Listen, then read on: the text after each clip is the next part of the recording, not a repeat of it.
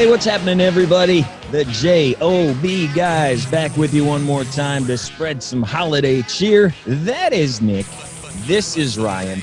And Nick, today, it's Christmas time. What better than to give our countdown of our 10 favorite wrestling Christmas moments. Happy Chanukah. And I'll tell you what, not just WWE, we're talking all territories. And hopefully we have a few things on this list that you may have never seen before.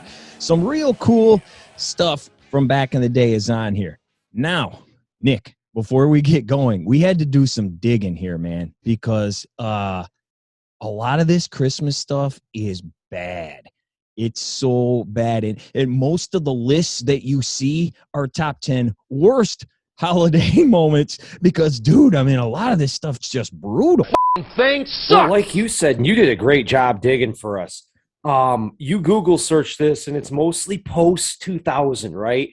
And so pretty much everything you see is Santa getting stunned, Santa versus Santa, Santa beating someone. I mean, it's the same things kind of thrown with different characters, but it got really repetitive. And don't get me wrong, some of them were very amusing, you know, and we loved them back in the day, but it just kind of got old. It kind of got stale watching the same Santa skits every year. Yeah, how many Miracle on 34th Street matches do we 34 of them, I think, is how many we have. There's just so much. And do not forget Santa Claus. Yeah, whatever that was. Is that guy going to wrestle like in May? What do they do with him then?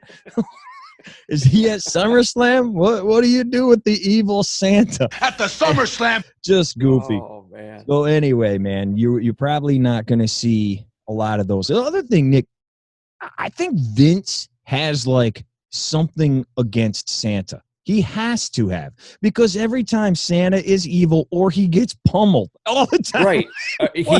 He's doing something horrible that deserves the stunner, right, or something, or he's in allegiance with some heel, or even maybe Vince himself to jump someone like Savio Vega or something like that. You know, I don't know. All right, so we are going to have some of that because there are a couple of things that are pretty good as far as that goes. But no, this will not be the Santa gets pounded list. So anyway, let's get it going here. At number 10, I have that, and it is the end of Survivor Series 1992. You're looking at it right there. Bret Hart takes on Shawn Michaels. Title against title here, world champ against IC champ. And at the end, Santa comes out for some reason. Now, this is the Thanksgiving Eve tradition still back then, Survivor Series. Santa comes walking to the ring. It starts snowing from the ceiling. Santa comes down, puts that hat there on Bret, and they walk around the ring waving at everybody. He gets Santa to do the Bret pose and all, you know, Really cool. He keeps doing the Bret pose and all this. And, you know, there you go. Now, this is like kind of corny, cheesy, but I like it because it's actually Christmassy. It's not Santa getting pounded. Like, it's actually a nice Christmas moment. Now, the other thing about this that I like is Bret only had the belt here for like 2 months. 1992 is a rough year for WWF. Especially the end of it. They had the scandals. They had the ring boy thing, the steroid thing, and they had to get new names, new guys. Bret Hart. Just before this show, Ultimate Warrior and British Bulldog, the IC champ, were fired right before this show, like a week before or something like that. So a little good PR. Hey, here's our new champ. And what's more babyface than Santa Claus? So a good moment trying to put over Bret. Hey, he's our new guy. Even Santa loves him. Whatever. There you go. Survivor Series 92. I thought it was awesome as a youngster watching it. And dude, you know, it was the eve, but once, you know, that was kind of the wrestlers' Thanksgiving. And you know, for all of us, as soon as Thanksgiving is over when you're a kid, Christmas has started. That's the deadline. You know, you finished eating dinner, you kind of sat back and you're like, All right, Christmas. Here we go. Yep. You know, so and it was different. You didn't see it all the time. It was Right. really cool. And Brett, he was a great face for the kids. He really was. Yep, absolutely, man. And you're right. And it even happens, Thanksgiving morning is the Macy's Thanksgiving parade. Santa always ends that parade. Oh, you're Santa. Right. Okay. It's like Royal Rumble is the beginning of Mania season. Thanksgiving is the beginning of Christmas season. It is. There you right? go. Yep. Anyway, that's it for number 10. Moving on. Nick, you have number 9. Yeah, this was one of the ones you had to dig for. You got to do a little bit more looking. And we took 2 just spots from a different federation back in the territory days, Ryan. Georgia Championship Wrestling. We took 2 skits, and the first one is wrestlers in the ring, and they're just singing Deck the Halls as it pauses. And there's skits of wrestlers doing wrestling holds, a drop kick, maybe a takedown or something like that. Yeah, like to the beat of the music, Yes. Deck the halls with boughs of holly, fa la la la la la la. 'Tis the season to be jolly, fa la la la la la la. It's great, and they're singing all together. You got the Armstrongs, I think the young San Martino kids there, Mr. Wrestling, Tommy Rich, Ted Oates. There's a bunch of guys that were big in Georgia, and at the end, they all wish everybody a Merry Christmas. I really highly suggest you check it out, and it doesn't take long either. It just takes a minute or 2 to get through. Yeah. And then there's the other one too, Nick, where you where you go into who is it here? You got like Buzz Sawyer and those guys. Buzz Sawyer, Abdullah the Butcher. I'm sorry, not Abdullah. Ivan Koloff. Koloff, yeah. And one of the Andersons, Ole, I believe, and they're singing Santa Claus is coming to town, but they're each putting their kind of evil spin on it as they sing it. And then to right back at them, Santa comes out and cuts a wicked promo right back on these 3 guys. You got to check it. Santa will be there, bro. Yeah. He's sitting there cutting this promo at these guys. Dude, it was so funny. And the way those guys do it, like Buzz Sawyer's like tipping over the the podium and all this. And, it's great. You better watch out, I'm telling you what, cause Santa Claus is coming to town! and Ole's being Ole of all people, he's like all dead serious. Hey, Right, of course. deck the halls with bowls of holly. La, la, la, la. He knows when you've been sleeping. He knows when you're awake. Like, it's so stupid. But then, they're promoting a match, dude, at the end, and they put up the graphic saying Santa Claus. They don't even call him. They call him Old Saint Nick. It's like a reindeer or something, or games or something like that they're involved in. Yeah. The 24th, Christmas Eve. Tickets are available all over the world except Columbus, Ohio. It's what is that? Why? You can't Be there! if you live in Columbus. No, Oh, Santa doesn't come to Columbus, kids. no. And it says Old Saint Nick versus the entire world. That's The entire world. I'm like, Plus other attractions. is that their like heel faction name? The entire world. I'm like, oh. I don't know if they're like. I'm wondering saying if that. Maybe it was a battle royal or something. Except like Columbus. that. Except Columbus. But if that wasn't enough, the entire world plus other attractions. And then, dude, it says at the very end, this match is guaranteed to go all night. I'm like, well, apparently it's Danielson against Hangman. Gonna go all night. I don't know if I would need to see that. No, I don't. I've seen enough time limit draws. Look at all of this crap! Beautiful. Anything else on that one, Nick? No, we thought it was nice. It was fun. Yeah. One of these ones that I'm gonna bet you a lot of you out there haven't seen. I personally hadn't seen it. And I thought, again, you got to put yourself back in that time frame. It's old, I think it goes. Is it late 80s or early 80s? Early 80s, or something like that. Yep. But it was fun to watch. Yeah, I thought it was too, man. Hey, and speaking of something you probably have never seen, we have that as well here at number 8. It is the 1976 Memphis Wrestling Christmas Special. Now, this one is different. It is the entire show. It's not just a segment.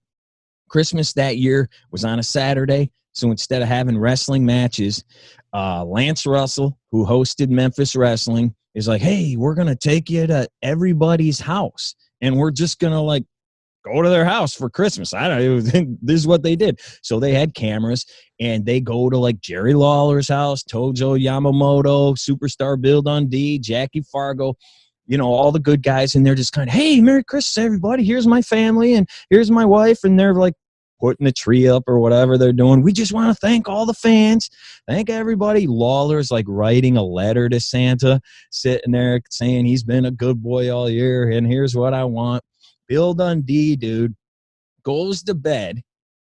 They do some time sequence, wakes up in the morning, goes out. There's a giant present underneath his tree, and a chick in a bikini pops out of this box, and he looks, and he's all happy.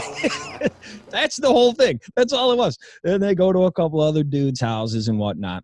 But the highlight of this one probably was literally no big deal in 1976. Oh, it wasn't a big deal. At all. They go to Rocky Johnson's house. He's there with his wife and his 4-year-old son, Dewey. For those of you that don't know who Dewey is Dwayne Johnson, The Rock. They're sitting there. He's on the floor just looking around. But he's sitting there. He's just whining for whatever reason. Like Rocky Johnson's trying to talk or whatnot. And Rock is just like whining through the whole thing. I gotta admit, man, I was pretty disappointed in his first promo ever. It wasn't very good. Dewey, I bet you can't wait to open up that package again. What? You want to look at your Christmas present? Yeah, Christmas. I'm shocked. He's come a long way since that first promo back in Memphis. But it was so cool to see him sitting there, wasn't it? You were just like, because when you first said it to me, I was like, that is The Rock, man. Yeah. I mean, and people, I bet you it's been by more times people have watched that and not even thought of it. Yo, absolutely, man. Like, well, and they call him Dewey, and unless you really know, they don't say this is my son Dwayne, this is my son Dewey, which apparently was what everybody called, and he hates that now. But yeah, like you wouldn't know unless you watch that Young Rock show. I think they call him Dewey on that. But anyway, man, that one you gotta check out, especially if you're a big Rock fan, because and it's nothing, but again, it's just different. It's something different. And then you get The Rock out of there. So, dude, check it out. It is just kind of cool to see The Rock there. That was my big highlight of that one, too. Yep. And it seems stuff was real, too. It just seems, I mean, they didn't go over the top, and that's probably why so many people thought it was real back then in a lot of cases. I mean, because this seems like, again, I'm not saying high-quality shot, but it seemed like they were going to people's houses. I know some of them are over the top a little bit, like Jerry. A couple of, but the other ones, they're literally dudes just sitting there like Rocky Johnson. Hey, man, I'm on the road 360 days a year. I'm just happy to be home. I'm thankful. My wife's here and my kid. I get to hang out with them. Same thing in Evander Holyfield would have said, or a Joe Montana, or somebody else had you went to their home, Yep. And it's kind of, they do that. You see it on like the Thanksgiving football game. They show a lot of their camera guys, and they go backstage and they show the director and the producer and everybody. And then they may show pictures of them. They do that every year, like on the NFL on Fox or whatever. This is very similar, only they each get like Dundee's 30 seconds. Dwayne Johnson, Rocky Johnson gets like 2 minutes, but anyway, it's pretty sweet, especially if you're a Rock fan. That is number 8. How about number 7, Nick? Number 7, I guess we do have to kind of get more into the Attitude Era with this one.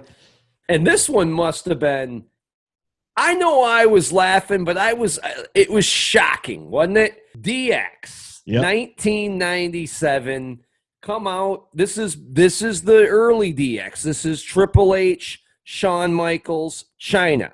I don't even think Rude had gotten to the group yet. He left. Or was just I think left. He had just left, yep. They just kicked him out. They just got him out. Okay, he went to WCW. And they came out wishing everybody Merry Christmas, and which they tear off their clothes, only to be wearing what I can call is male thongs from Victoria's Secret. I mean, I don't know exactly what they were. And then they start making these sexual references. Hunter's talking about throwing another log on the fire or something. Shawn invites anyone with an issue to kiss him under the mistletoe as China holds the mistletoe right above his behind there, backside. And then it kind of heats up because they were kind of doing this to just shock Slaughter, right? He's the GM, and they're trying to make him look bad and take over the show. And there's nothing you can do because we got the top belt and the European belt. Well, Slaughter was going to drive a wedge between these two guys. He was going to make the two of them fight for the European belt. And if you go back and watch the entire episode of Raw, it seems as if DX is imploding as the Raw moves forward. They're arguing in the back, and it's getting pretty heated. And then they set up the match, and this time it's perfectly okay. No one cares. It's perfectly okay. One of the best things in wrestling ever because it wasn't Hogan. So it's Shawn Michaels puts his European title on the line, Triple H. They get into a collar and elbow lockup. Shawn falls back. Triple H runs back and forth, falls over and pins him. It was a setup. They were going to just toss the belt, but in this one, again, is okay. Yeah, it didn't ruin the entire company. Shockingly, the finger poke of doom here on Raw. I mean, who knew it? Who knew? It would ruin the whole company. But in a couple years, it will be the worst thing to ever do. Don't ever do it again. But HBK gets up, though. I mean, I do love Shawn when he comes and goes over the top a little bit sometimes. That he's breaking up. Like, it's the worst thing that ever happened to me. And if you go back, JR throws in, I think he lost his smile. And I love that I love that little kind of, because I don't know if it's a dig at him or if it was just kind of playing, a rib or what. But Triple H, not the biggest game fan, but man, he said this is the greatest moment of my life, except for my kid being born. But I don't have any. Or maybe I do. I don't know. I don't know any of them. I don't mind because they didn't happen all the time. I mean, and they played it up well. Like, people thought these guys might have an issue that night over that belt. Yep. And it went down. It was original. And the whole part of them with the mistletoe and the male thongs was certainly shocking. I know my whole dorm room was watching it go down. Yeah. We're like, what the heck? We've never seen, never seen that. Not that you want to see dudes in thongs all the time, unless you're into that, whatever. But it was like, wow, they're really doing this. And they did stuff like that every week. They were always messing. This is when they were messing with Slaughter, and they had the spit shields on. And I think a couple weeks before that, or maybe after, they'd had the strip poker game they were doing. Yeah. They were pushing that envelope every Shawn jumped up week. Above the towel or something in the back. And there's, they were really pushing the envelope, or taking what the NWO did and turned up the volume. Too sweet! Yeah, that very well could be. But I don't mean to dig it what we're saying, because it was cool. And I did, love him or hate him, DX was very successful. I mean, you can't argue that. They were cool. The music, the music's the best to me. It was awesome when it hit, and I went back and watched that because you don't hear it all the time anymore. Right, thank God. But I mean, they still sell. They still sell those shirts and glow sticks and all that stuff nowadays. Anyway, this was edgy DX. This was not the two old guys goofing off DX of 15 years ago. And original. So. I mean, give it credit. I mean, before TNA became a weekly thing on Raw, the whole show. But it was original at the time. Yeah, definitely absolutely. was. So that is number 7. At number 6, we're going to rewind it couple years. This is one you may have seen. We go back to 1983 and Christmas, wishes from the superstars of the WWF. Vince starts this thing, and this is like not over the top Vince. This was still Vince when he was like buttoned up and very like stiff. And he's like, hey, here they are, the superstars, and like a wreath comes on the screen, and the wreath covers the whole screen except for where their face is. So all you can see is their face, like sticking through a wreath. It's goofy.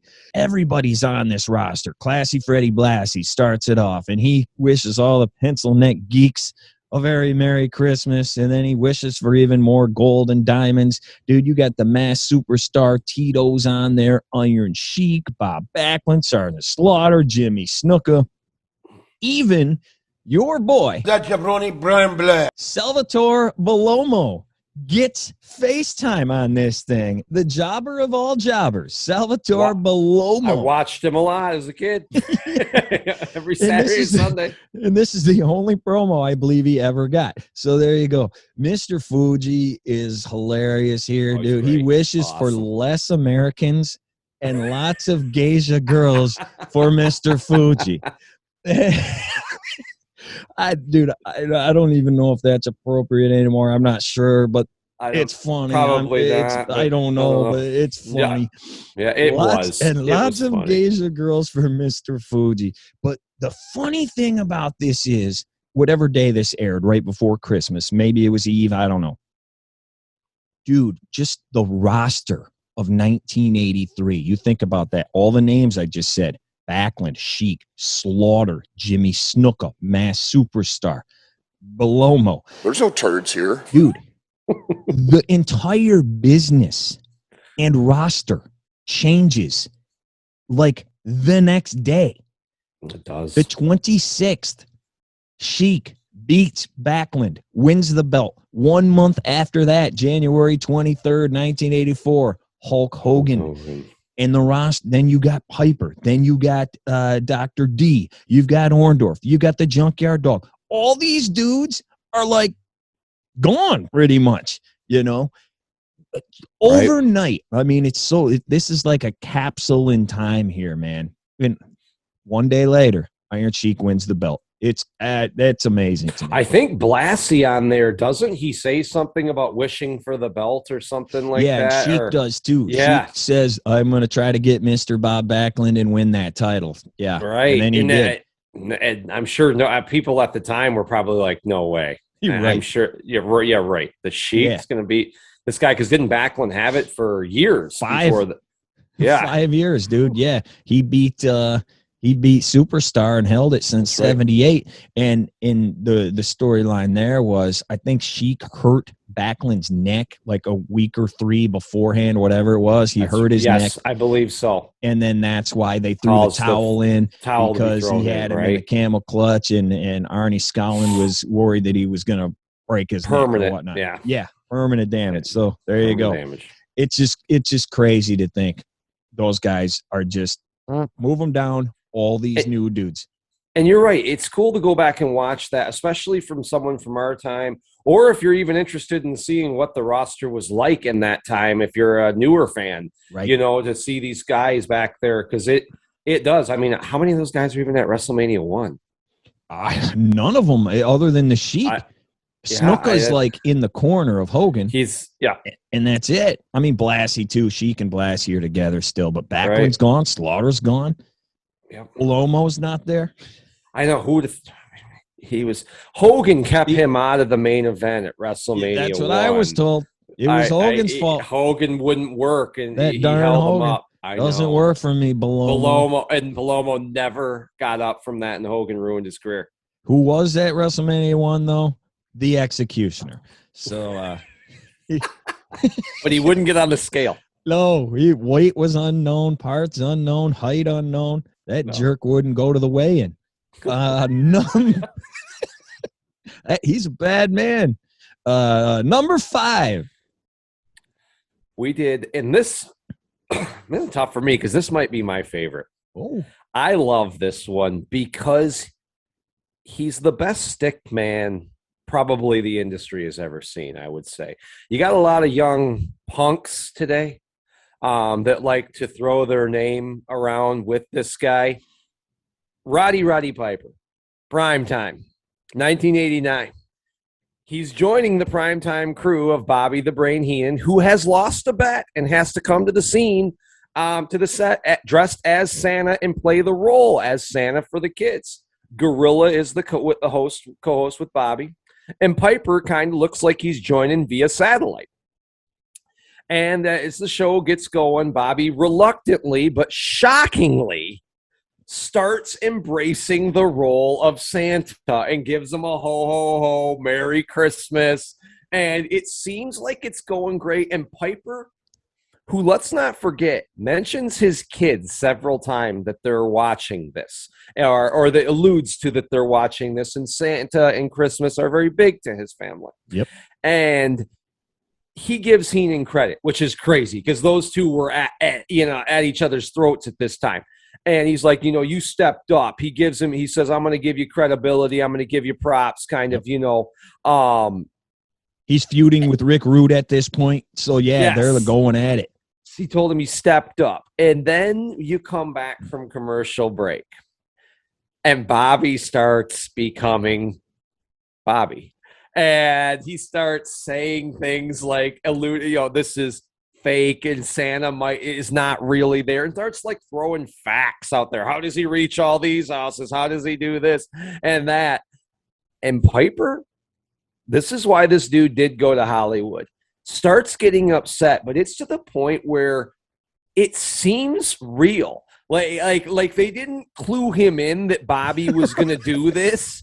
And he's like, I told my kids to freaking watch. They're watching. Chill out, Bobby. And Bobby keeps going.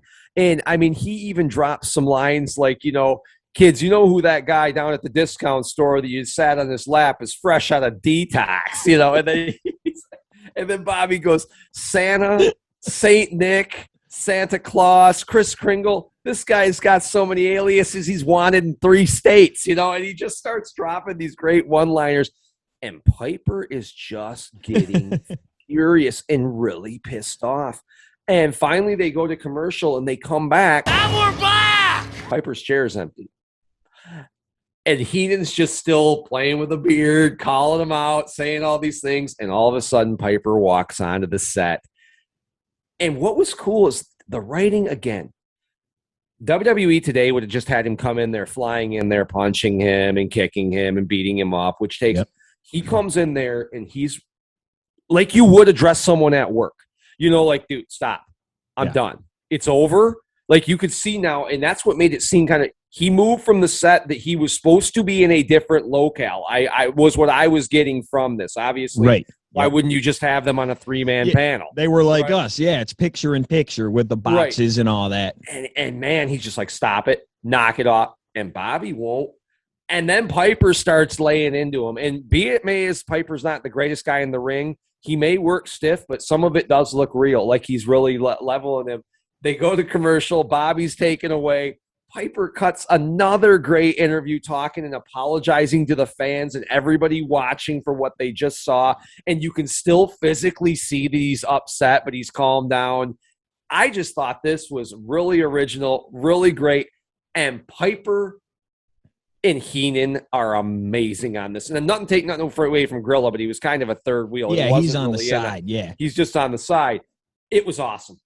I'm sorry I went a little long-winded on that one, Ryan. I adore this one, man. This is such Piper. And this is why he made classics such as They Live. It's a great movie. Dude, yeah, it's so good. And you got 2 of the best stick guys of all time, if not. I mean, Heenan maybe number one, maybe, but maybe and the quickest witted and all that. But anyway, it's almost uncomfortable because Piper is so good here.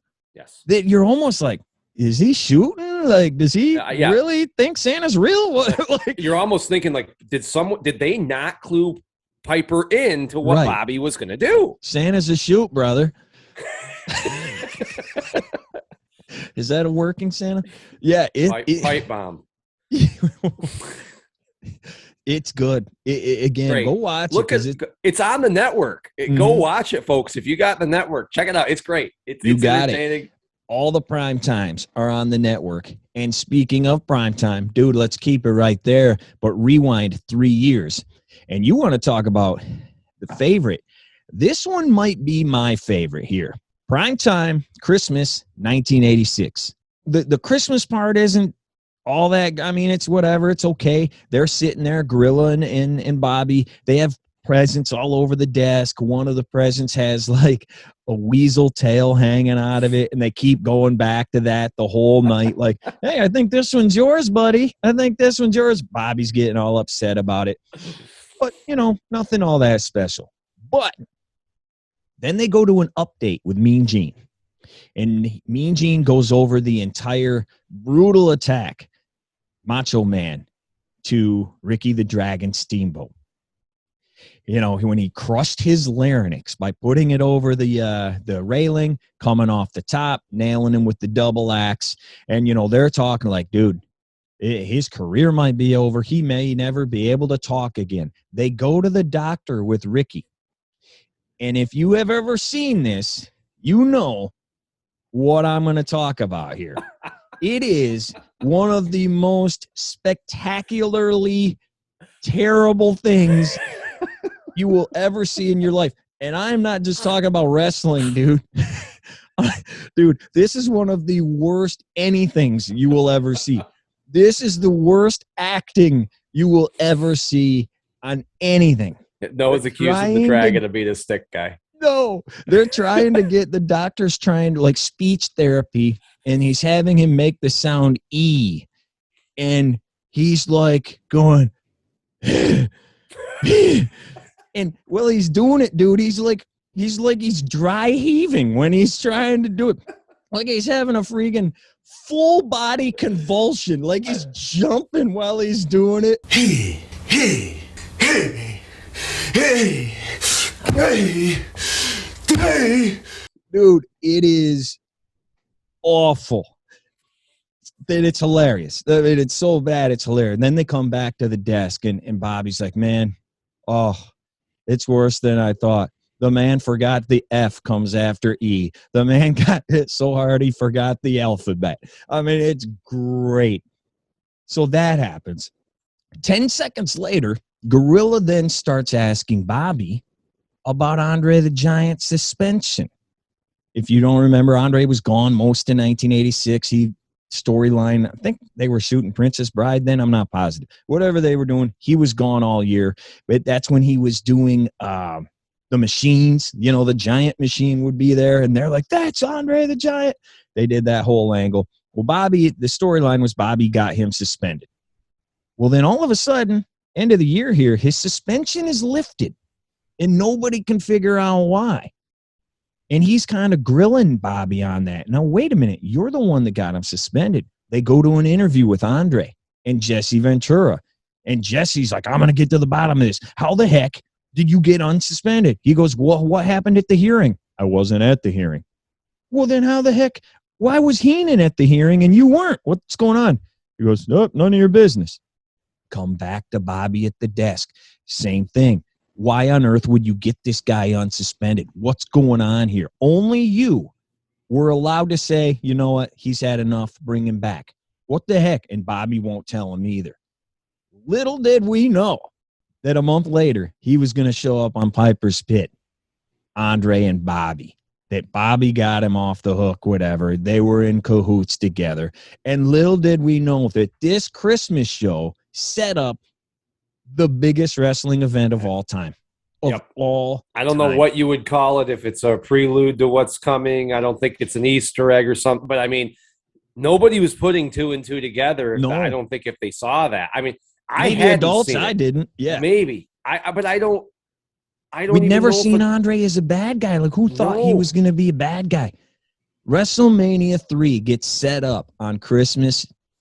That's awesome. Prime time. 1986 with Steamboat Savage, Hogan, Andre, the biggest match ever, the best show ever.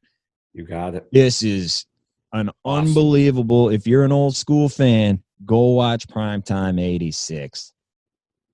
There's that. Number 3. The Rock, 2001, Monday Night Raw. Promo skills are a little better now than 76. Average carpentry skill. Finally, The Rock has come back, and I think was this the first time he said home? It might have been. They are in Miami. because they went nuts. It was cool. Even watching it today, 20 years later, and I remember watching it back then, it was cool to see he's there for a title match against Jericho, and The Rock reads The Rock's Night Before Christmas book. I'm not going to go through and read the whole thing because I hope you can easily just go to the network and pull this Raw up, or you can Google search YouTube, and watch this.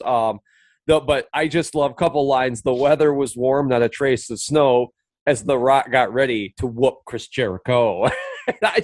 The guy was so really good. Jericho claims to be the best. The Rock is found quite brutal. Clearly, Chris Jericho is a man who has no strudel. And again, The Rock, we've talked about this, had the ability to say things that if any other human alive walked into a party and started saying the word strudel, or tried to make strudel cool, it's not cool. No. It's cool when The Rock says it. I don't know why, and he has that ability. Angle interrupts him, and I love Angle says, so this guy has been watching you when you're sleeping. He knows when you're awake. This guy called him a pervert. He said it's a pervert. Again, Vince taking one more dig at Santa. He hates Santa, man. I'm telling you. Inserts himself into the match. And then The Rock hits Angle with a rhyme about Rudolph's nose and how he's gonna whoop Angle down there. It's great. I don't want to read the whole thing because I want people to go check it out. It's funny. It's The Rock in The Rock's purest form when he was awesome, man. The Rock, 2001 Christmas. I think we got that in at number 3. At number 2, we have that if you do see a best of list, a lot of people have this at number 1, and you can argue that it could be. 1997, Stone Cold Steve Austin stuns Santa Claus. So Santa's in the ring. I guess the week before, Sable was supposed to come out and sit on Santa's lap. She didn't.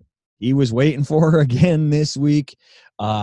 She doesn't come out, but a 12-year-old gets in the ring, and he sits on his lap, and the kid tells him, hey, you're not the real Santa and whatever.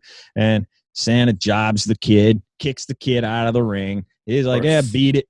And then, of course, Santa's a jerk, as always. Glass breaks. Here comes Austin. He's all pissed because of the way he treated the kid. And he's like, so are you the real Santa, or are you just a fat piece of trash? And he says, if you are the real Santa, tell me what I asked for when I was 6 years old. Excellent question. And Santa, being the jerk that he is, or that Vince always books him to be, Santa says, I got you a Barbie doll and some tiddlywinks. Dang it. It's great.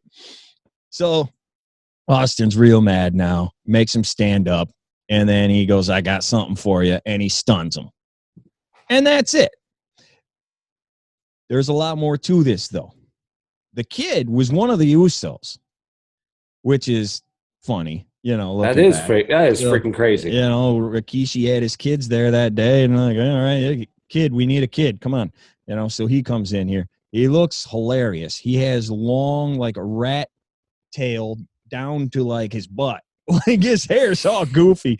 And he's got a 49ers coat on. It's kind of cool, man, when you realize that it's him. Here's the other thing, which really makes this important and special. It's 1997. It's December 22nd or something like that. Nitro is kicking the crap out of Raw back then. Yeah, they're getting a little momentum with Austin, but this is all Nitro. Starcade is the following week. On Nitro this night, the NWO had taken over Nitro, and they were making it NWO Nitro. They had their own graphics, and for 20 minutes or 40 minutes or whatever it was, the NWO starts tearing apart the set and building an NWO set. And what was supposed to happen at Starcade, Bischoff was fighting Zbyszko for the rights to Nitro. They were going to win.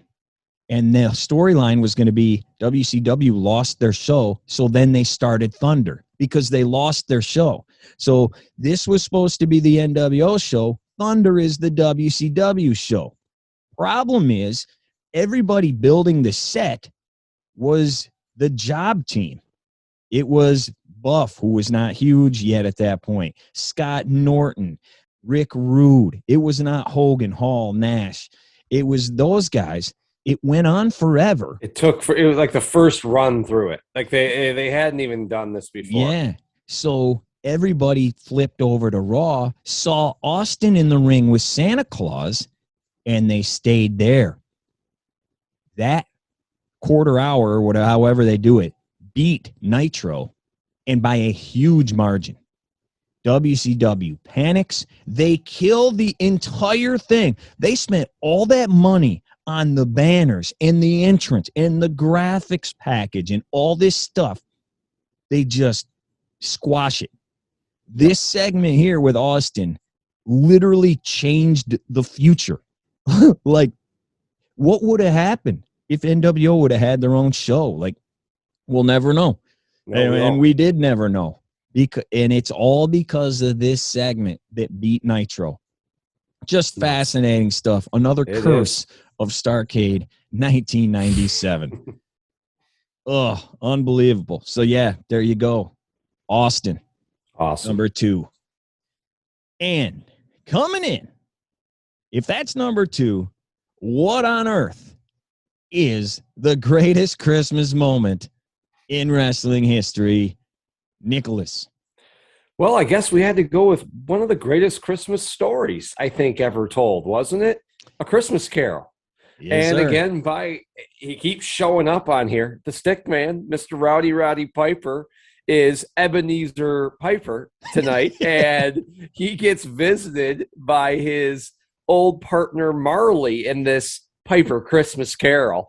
Marley shows up. He's covered in smoke. Piper, of course, you die of smoking.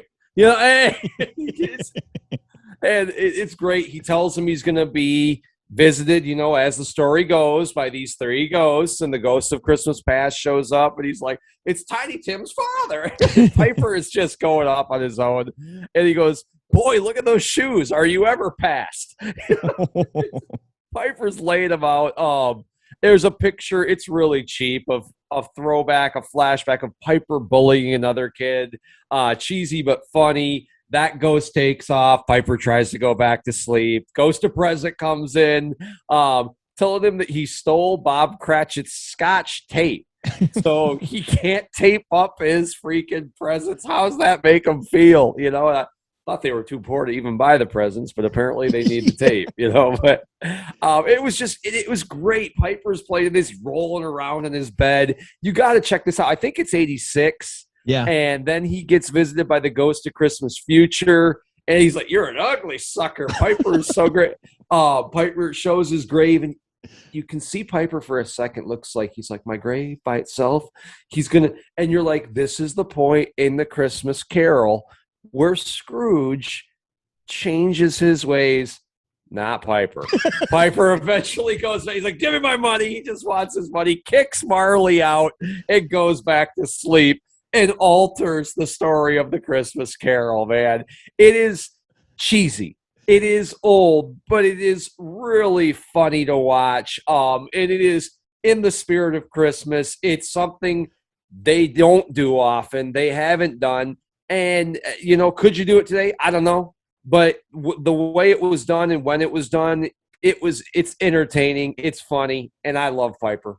Yeah, man, and being old school guys, you know, I like those other things too. Everything on the list, especially the top couple. But this, like, is Christmas. It's not Christmas. Santa getting stunned. It isn't, you know, The Rock singing along. This is Christmas. They just put their biggest heel in there. A little wrestling, Shawn Michaels, Marty Jannetty through the Rockers. Piper doesn't. They don't repent, you know. Piper doesn't see his ways, you know. There's the because Vince hates Christmas. Dude, I guess the moral of this show is Vince hates Christmas and Santa. Yeah, anything good about Christmas, you know, he doesn't do it. He goes the other way. This is the one moment in time right here behind me. Yeah, it is. I think, and that's the reason why it's on the list. There you go. Anything else, Nick, on the list on whatnot? Man, this is a lot of fun. If you have these, or if you haven't seen any of these, go check them out. I believe every single one of these is on YouTube, so they're easy to find. And those prime times are available on the network. And so is Survivor Series 92. It's a great match with Michaels and Hart. Yeah, the Raws are on there. Yeah, and that's the forgotten Michaels Hart match. Yeah, people probably have not seen that one. They may not. So it's they worth know watching. They know about another Survivor Series match. They don't know about that one. Just so everybody knows as well, man, this is coming out here, obviously, here around Christmas, and we will have our year-end awards, the second annual year-end awards. If you hadn't seen last year's, going to be very interesting this year, Nick. It was WWE dominated mainly last year. We'll see if anybody can hang with Roman. Yeah. I think the list is going to be quite a bit different this year. I do too. I think you're going to see a lot of people who have found a home on a different channel. Yep. I think we're going to see a lot of AEW.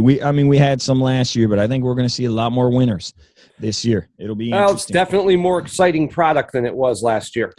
Yes, sir. They have found a couple of guys. WWE guys, but they found guys. And they're doing pretty well. Hey, appreciate it, everybody. Thank you, as always, for watching. Merry Christmas. Merry Christmas. Happy holidays. Hope you enjoyed it. And hope you check these ones out, especially the old ones. Yeah. Remember the time frame, if when you're watching them too. Remember what year it is. And it's wrestling. It's hokey. It's stupid, but it's good. And we love it. Hey, and do us our Christmas wish. Hit subscribe on there, would you? Or share this and show other people. And let everybody know about us. We appreciate you doing this, or we appreciate doing it, and we appreciate you guys watching. So Merry Christmas, everybody. We will see you with those year-end awards coming up soon. Pleasure's all yours, Bucky boys.